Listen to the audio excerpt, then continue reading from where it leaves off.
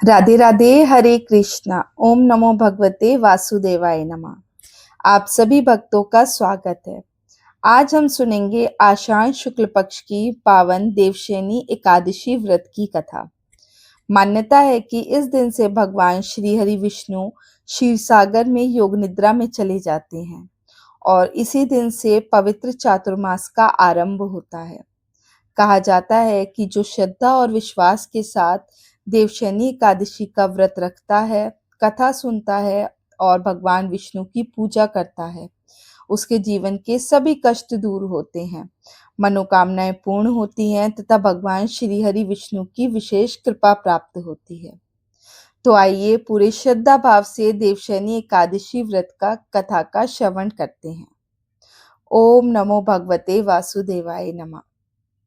धर्मराज युधिष्ठिर ने भगवान श्री कृष्ण से पूछा, हे केशव, आषाढ़ शुक्ल पक्ष की एकादशी का नाम क्या है?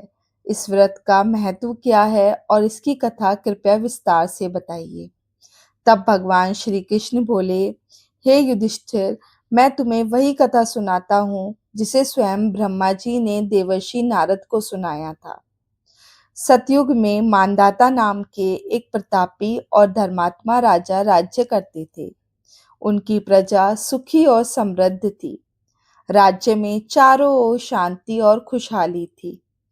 लेकिन एक समय ऐसा आया कि पूरे राज्य में लगातार 3 वर्षों तक वर्षा नहीं हुई। भयंकर अकाल पड़ गया।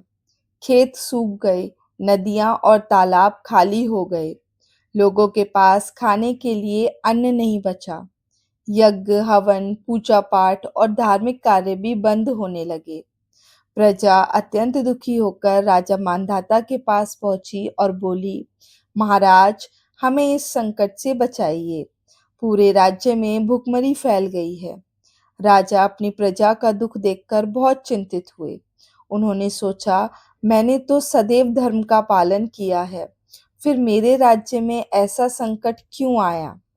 समस्या का समाधान खोजने के लिए राजा अपने मंत्रियों और सैनिकों के साथ वन की ओर निकल पड़े।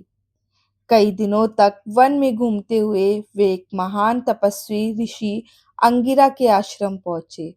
राजा ने विनम्रता से उन्हें प्रणाम किया और अपने राज्य की सारी समस्या बताई।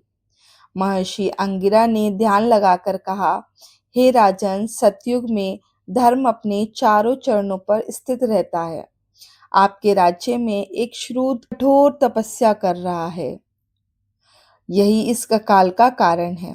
राजा ने यह सुनकर कहा, भगवान, वह तपस्वी निर्दोष है। मैं किसी निरपराध व्यक्ति की हत्या नहीं कर सकता। कृपया कोई और उपाय बताइए।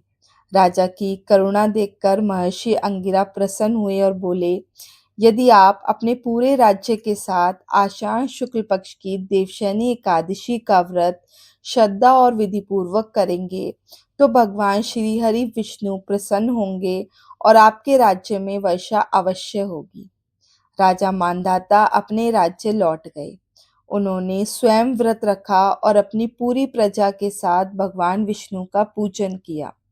सभी ने श्रद्धा से देवशयनी एकादशी का व्रत किया और कथा सुनी।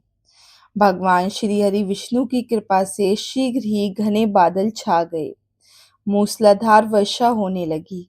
सूखे खेत हरे भरे हो गए। नदियां और तालाब जल से भर गए। राजा फिर से धन धान्य से परिपूर्ण हो गया। चारों ओर सुख, शांति और समृद्धि लौट आई। भगवान श्री कृष्ण ने युधिष्ठिर से कहा, हे राजन, जो मनुष्य श्रद्धा और भक्ति के साथ देवशयनी एकादशी का व्रत करता है, कथा सुनता है और भगवान विष्णु की पूजा करता है, उसके सभी पाप नष्ट हो जाते हैं, मनोकामनाएं पूर्ण होती हैं और अंत में उसे श्री हरि विष्णु के धाम की प्राप्ति होती है।